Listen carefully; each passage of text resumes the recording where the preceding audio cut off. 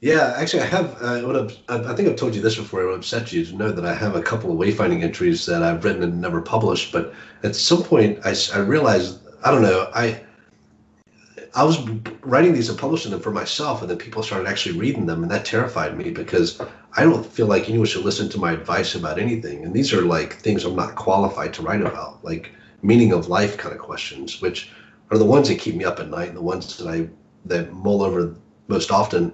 So I want to share my thoughts about it, but if people start taking it seriously, like I get really, um,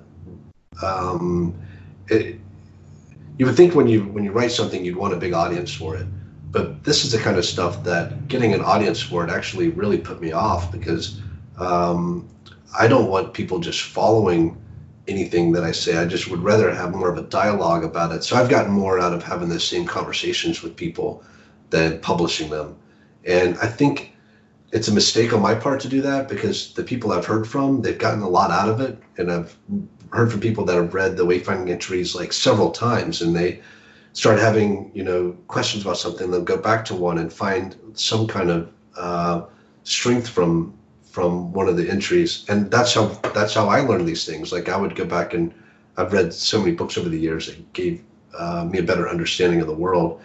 I don't have the self-confidence or the hubris that allows me to think that I even deserve to be writing these entries. And that's gotten in the way of me publishing even some of the ones that I've written that aren't out there yet. But maybe I'll change my mind one day. Something will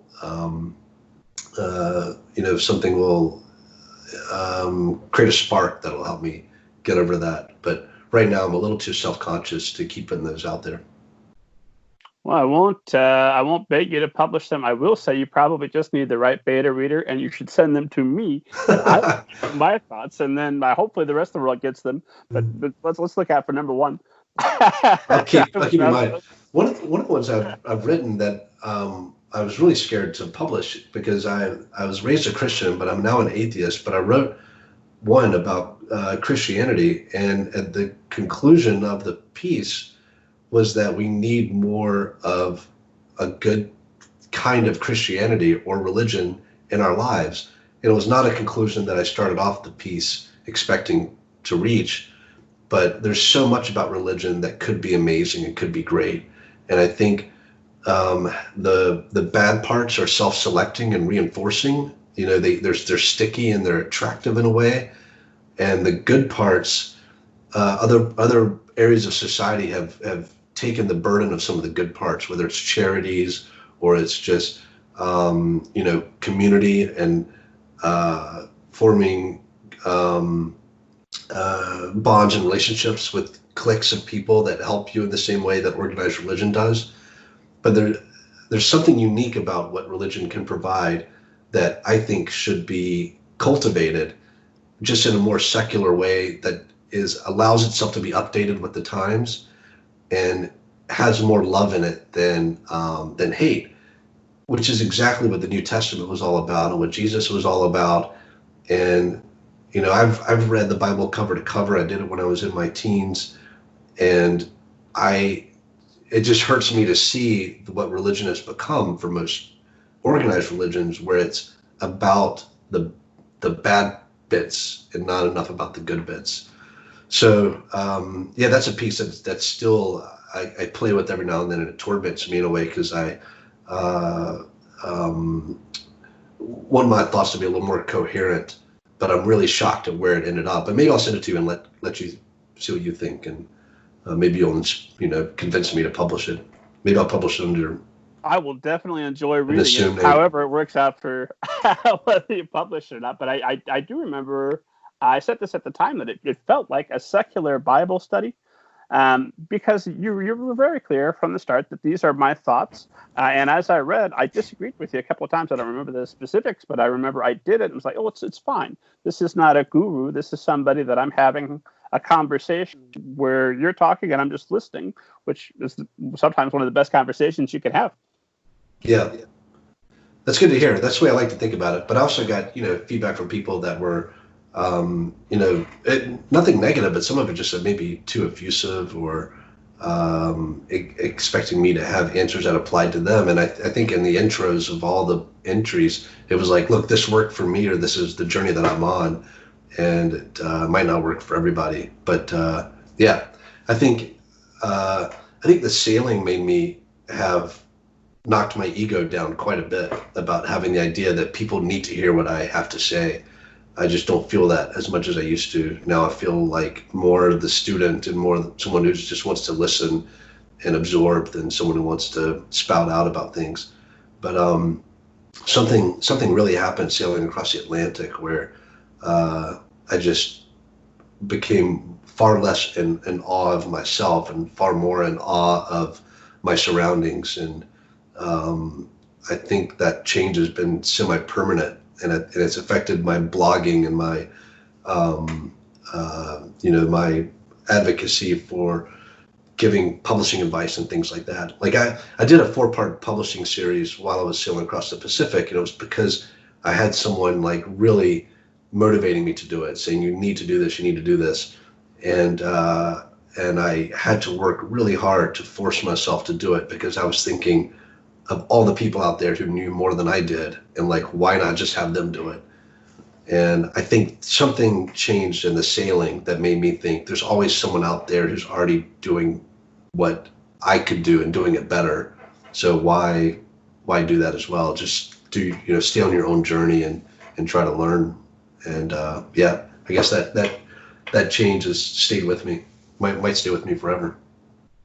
Yeah, but I mean, they might be able to do some things better, but they can't do it the way Hugh Howey would do it. You're the only person that could do the Hugh Howey version of those things, right? Yeah, I guess I just don't feel as that is as important as there was a time when I thought, and I think I might have been right to feel this. There was a time when I thought there's maybe 10 or 20 of us that had a platform that really saw where publishing was going to head in a way that we could give advice to authors that would save them a lot of heartache and get them on a path that would motivate them to write more, publish more, and have a greater chance of success. And I felt an obligation at that moment, like because it wasn't just happenstance. Like I was saying, this is what is possible for writers, and this is what is going to happen for publishing. And then within a year, it happened to me. And so it wasn't just like post hoc reasoning, like, hey, it happened to me, it can happen to anybody. I was on forums and getting laughed out of forums and getting banned from writing forums for being way too like pro self-publishing. And what was banning you? Oh, it's probably not. Yeah, they're foolish. It doesn't matter. Those people are probably all self-publishing now. It's the stigma that comes from being just like close enough to the edge to see like what's around the corner first, and like lucky timing, but also the fact that I didn't have the peer network that would have trapped me into a certain way of thinking. And one of my probably the biggest assets of my whole life is that peer pressure just doesn't work on me. I never, I've been drunk like twice in my life. I didn't get into the things that other kids got into, and people putting something in front of me and saying everyone else is doing it. I'm like, that's fascinating. I'll watch you guys do it. So it's, living on a sailboat when I was 20 years old was because I didn't, but people said, no, you're supposed to live in a house. I'm like, well, boats are cool. I want to live on a boat. Like my brain is set up where I can make choices and often mistakes that other people won't make. And sometimes latch onto something that works. And I saw really early on, like while I was writing my first books and before I'd even started thinking about how I was going to publish them, that these tools for print on demand and for ebooks meant that publishers did not have, they weren't the gatekeepers anymore. That the real gatekeepers were the first 10, first 100, first 1,000 readers that you can get to fall in love with your work. And going straight to them seemed so logical to me with these new tools that were available. Early on in my writing career, I felt like I saw something that was working. I was meeting writers all the time who were finding success in the same way. And we're just busy staying in the writing mode and enjoying that success, and not thinking like, hey guys, I found something that's pretty cool here. And we felt like we were the gold rush guys, like moving out west, like hitting the first strikes.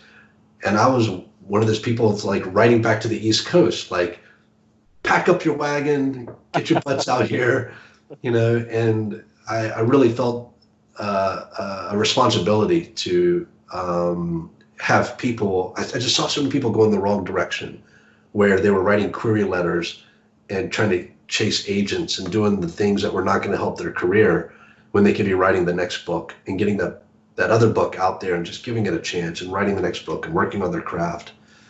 And so I don't feel like I have that knowledge right now where I need to tell people like, hey, I've got a secret to help you out. I think I've said most of what I can on that subject. Okay, well, that makes some of my next few questions for you a little bit awkward, but we'll I could be wrong though. Like I did an interview last year and on a podcast, and I guess the podcaster has a big audience, and so I still see people tweeting it and people reaching out to me. I get an email a week about people who were inspired from that podcast to write a book. So I feel like I have nothing left to say, but every time I do one of these things, I guess anybody could be here saying the same things, but I still hear from people who get something out of it. So just because I say don't listen to me doesn't mean that you're wrong to put this out on your blog.